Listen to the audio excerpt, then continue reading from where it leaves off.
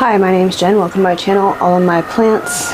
Today's video is kind of a cross between favorites and plants I never / hardly ever or rarely show on my channel. So they're plants that I maybe underappreciate or undervalue, or plants that are impressing me lately. So it's kind of a mishmash of that. That's what we're gonna do. So the first one is this Baltic Blue Pothos. I hauled this plant and then it just kind of disappeared into the void. And it's such a pretty plant. And it's not that I don't love it, it's just that I've been meaning to like trellis it or stake it or something so that it maintains these nice big leaves with the fenestrations and maybe some of those little holes down the midrib. That would look really cool. This one doesn't have any. I have another little piece of this plant that is trellised. The leaves are smaller, or not trellised, it's staked. The leaves are smaller, but some of them do have those little holes along the midrib. So it's weird how that works. But anyway, it's made me stare at this plant and been like, what are you doing? Maybe it's me, what am I doing? But yeah, I mean, it's grown a bit since I got it. You can see it's kind of leggy looking at this point. It's been ready. It's been ready to come out of here and hop on a pole. It's really pretty though. Very shiny. I actually dusted my leaves for you. Well, on this plant anyway. This one is a plant that I just complain about all the time.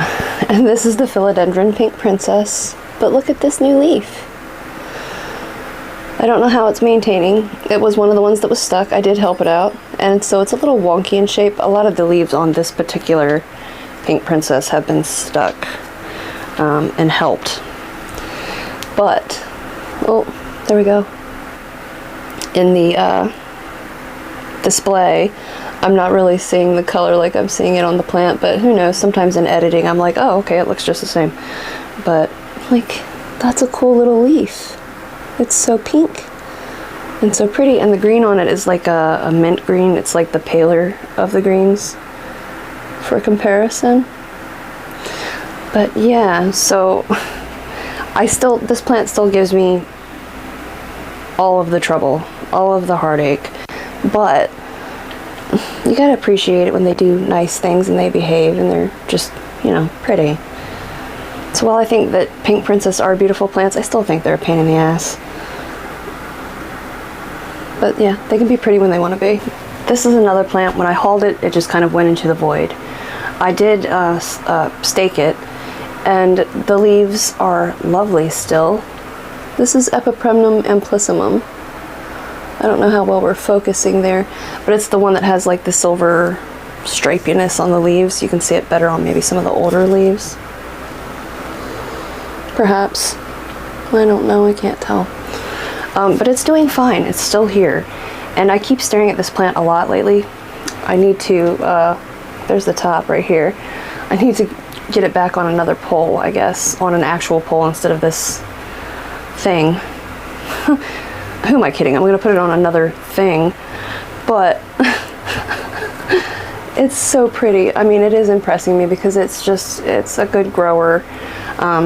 I think I hauled it in February. It doesn't look like it's grown much maybe, but I have two more, like, cuttings. It was 3 in a pot. I separated them out, put one on the pole. The other 2 are outside in the greenhouse.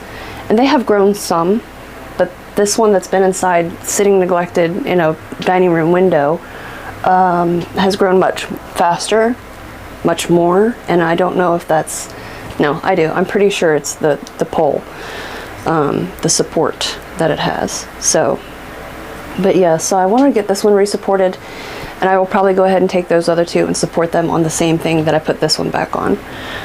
Just because it does look a little awkward being one little guy on there by himself, and where the leaves are so small, it just looks very sparse, like no matter what I do.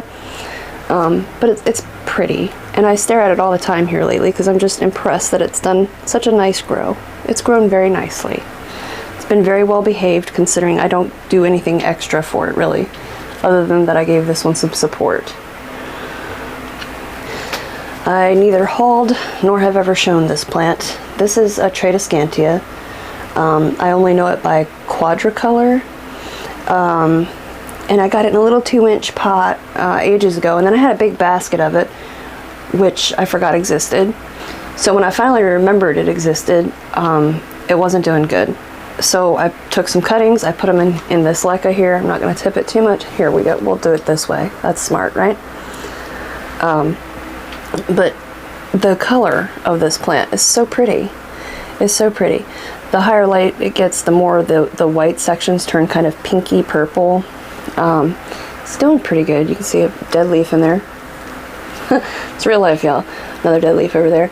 But that seems to be what Tradescantia do. But it's really enjoying the leca, and it's very pretty. I might propagate it again and put some more right back in the same leca, the same pot with it.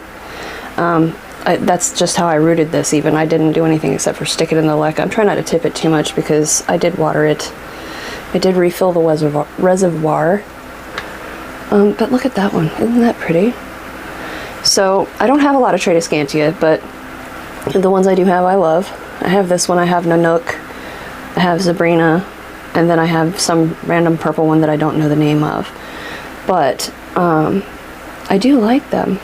I kind of struggle with them, I think because I forget. They seem to like a lot of water.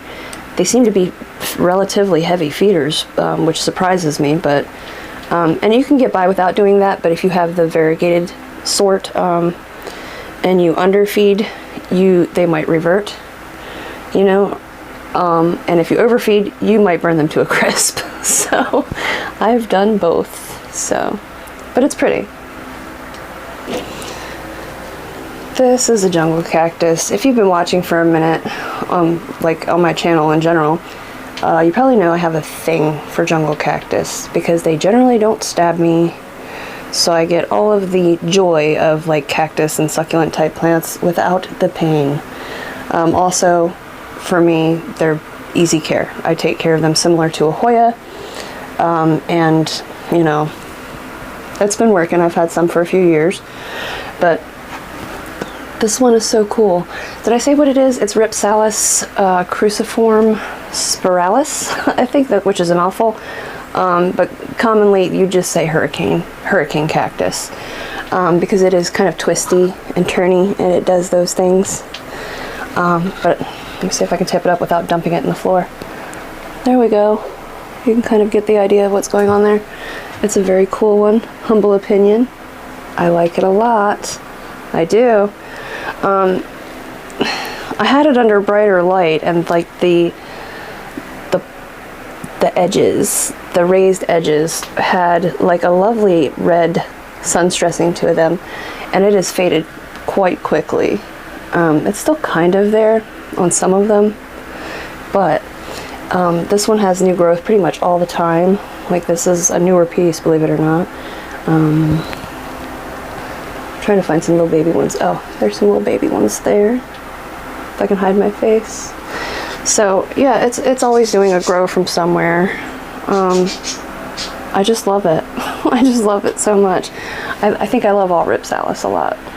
Philodendrons and Hoyas are probably always going to be my #1 favorites. They're tied. And then, you know, jungle cactus. And I know I told somebody not too long ago that I was going to do a care video on jungle cactus. I am. I have not forgotten. I've just been kind of slacking. I've had other stuff going on, so it's coming though. And if you saw my recent Etsy unboxing, you might have guessed that this would be on here. So I have shown it before, technically. But this is the Hoya Fitchy Eye that I just grabbed it and like threw it on my order just so that I could get the 10% off. Which is funny because I paid more for it because I added this plant. But nevertheless, this plant has really grown on me. The markings on it are just really cool. I like the stiffness of the leaves. Let me actually show you the plant. That would help, huh? In case you didn't see it in the unboxing video. Hoya Fitchy Eye. This plant was not even on my radar. I did not know it existed. I don't think I'd ever seen it before, and now I'm seeing it everywhere, of course, but it's just really pretty. It was reasonably priced. Like, I thought it was fairly inexpensive, But yeah, it was a decent sized plant for the price as well. I like it a lot. I really want to pull it out of there and check the roots out, because I still don't see any on the pot, like sticking out toward the edge anywhere. Not yet. Not yet. How about the bottom? Nope, not yet. But I might give it a few more days before I rip it out of there, see what's going on. Because I don't intend to leave it. I'll put it right back in this pot, but I don't intend to leave it in this cocoa type substrate. Not that there's anything wrong with it, just for the way I water and the way I care for my plants, it's not ideal. And then this is another one I seem to never show. I know I've never shown it. Don't even know if I've mentioned that I have it. This is Anthurium Crystalline, and it's beautiful. It is. It's a nice plant. I think I don't really show it because it usually looks pretty rough. It's kind of dry now. It's in an enormous pot. I don't know, I think this is an 8-inch pot. Yeah. This is the newest leaf. It's still not quite hardened off.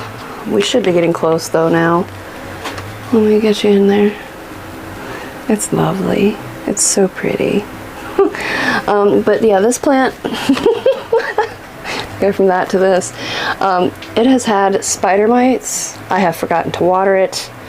There was a point in time when I watered this every single day because the pot was just too small. I've up-potted this 4 times since I've had it. I've had it maybe 2 years. So maybe that's not that bad. But we've been through some stuff together. I didn't water it while it was growing. The hole came in. It had spider mites. I've cut a lot of the crispiness off. But I hardly ever remove leaves. And I think it's because even though they're not the most aesthetically pleasing, some of these older leaves, they're still working for the plant. You know, it's not gorgeous, but it's still doing a job. It's serving a function. But like, they're so pretty. So yeah, Anthurium Crystalline. And while I do love this plant, it sits on top of a bird cage in my dining room, collects dust for the most part. It sounds awful, but it kind of does. Because now that I've kind of got it up potted, it's not drying quite so fast. Still have to, you know, keep up on the watering, or the leaves just, they go fast. But it does collect dust. It does get spider mites quite a bit, or some kind of mite. But it's a good plant. It's a beautiful plant, and I'm showing it because I never have before, and it's not the plant's fault. Pretty though. I don't know why this one's like cupped so much, or like folding in on itself, but yeah. This begonia, which lives in a bubble because it does not like to share oxygen with anyone. It's also kind of melting, or maybe it had at some point. But anyway, Begonia Amphioxus, which is a really cool one, I've got to admit. Mine looks kind of pale. I might be giving it too much light. But yeah, I've had this for a while, for ages. It does grow and then it dies back, and then it grows and then it dies back. But yeah, it stays in a bubble. I think I've watered it 3 or 4 times the entire time I've had it. Maybe that's why it doesn't look awesome.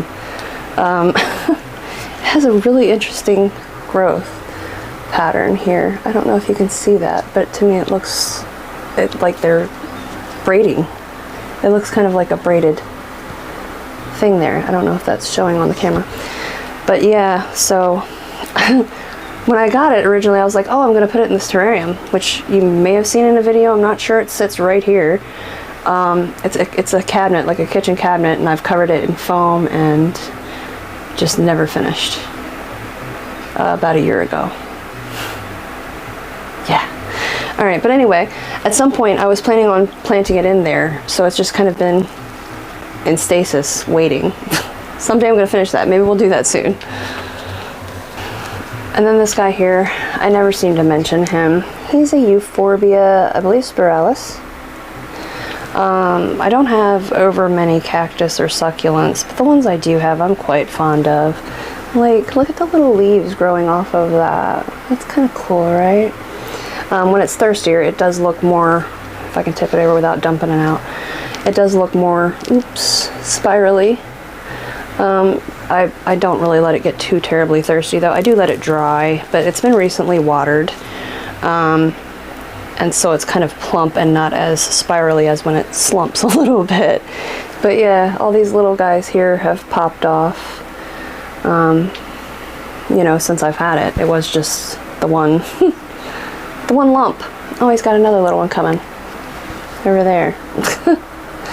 But yeah, so I think that's a really cool plant, and I know I don't ever talk about them or show them, but I do love cactus and succulents. I'm a little bit afraid of cactus. It seems like every time I water mine, like I just pick up the whole tray, because they're in a tray, because they poke me. Like somehow every time I touch the pot, I end up with little bitty spines or whatever, like hairs in my skin that I can't find or get out, and it's a miserable thing for me. I hate it. But so yeah, I love them. Here's the only cactus I have that's never poked me. It just says Assorted Cactus. I've never known what kind this is. I've had it for a couple years now. The little guys you see are new. The little diddles. If we can focus, there we go. Little diddles are new. That little diddle is new. This one here doesn't seem to shed spines like some of the other ones I have. So me and this one, we're good friends. We're tight. We're like this, son. And I think this is the last one. I never talk about them because I know a lot of people struggle with them. I struggle with them. I have killed so many of these. This is Salaginella, I believe. I think they call it rainbow moss. And it's lovely. I don't know if we're focusing or not. I hope we are because it's pretty. It's kind of got a blue tint to it. I've also seen them more colorful. I guess some people give them higher light and they really are a rainbow then. I don't give mine very high light. It kind of lives in my dining room window, which it is kind of a west-ish window, but it's also a fully shaded west-ish window. At best, it gets dappled sun. So it's very pretty. It's very pretty. And it's this time of year, it's not that hard for me because I do live in a kind of pretty humid area. As long as I remember to water it, it's fine. I don't know if this will tank at the end of at the end of summer. I'm going to assume by November this guy will be toast. I hope not. I would love to keep one alive for more than one season. It has grown a bit since I've had it, and you can see it's got little, maybe if I can hide my face, little aerial roots, I guess, hanging off there. Is that how you propagate this guy? Can you propagate this guy? I've never thought to try. Maybe I should try to propagate some into a terrarium or something. Maybe we can keep it alive that way. But it's lovely. It's grown, like I said, a little bit, but the growth that it's had since it's been with me has not been anything to write home about. Still love it. Still don't care. Still love it. We haven't gone bald yet or turned brown and crunchy. It's good. But yeah, that's what I have for you today. Something a little bit different because I'm always talking about the philodendrons that I love and how much they've grown, and same thing with the Hoyas. So today was just kind of some oddball plants that I really don't seem to talk about a whole lot, well, except for the pink princess over there. I still love her.